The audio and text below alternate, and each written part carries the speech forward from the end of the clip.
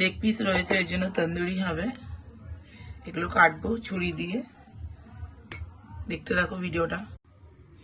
দেখো এখানে রয়েছে আদা বাটা, রসুন বাটা, আর রয়েছে কাঁচা লঙ্কা বাটা দিয়ে ভালো করে মেখে নিচ্ছি।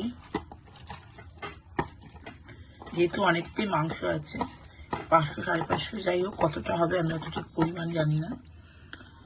আর এদিকে দেখো লেবুর রস দেবো।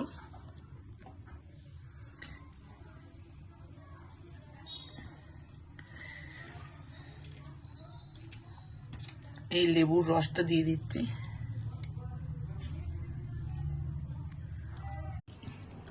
এ দেখো সুন্দর করে ভালো করে মাখতে হবে, যেহেতু মাংসটা দেখো কেটে কেটে রাখা হয়ে রয়েছে। এই কেটে কেটে রাখা রয়েছে, এরম এরম সুন্দর করে ভেতরে ঢুকিয়ে ঢুকিয়ে মাংসটা মাখতে হবে। প্রত্যেকটা মাংস আমি ছুরি দিয়ে কেটে নিয়েছি, যদি মশলাগুলো ভালো করে ঢুকে যায়।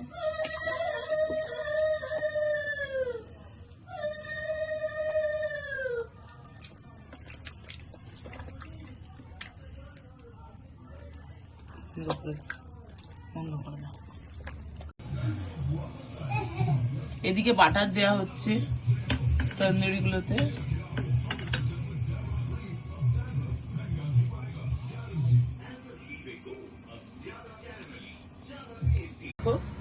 তন্দুরি গুলো দিয়ে দিচ্ছি পোড়ানোর জন্য।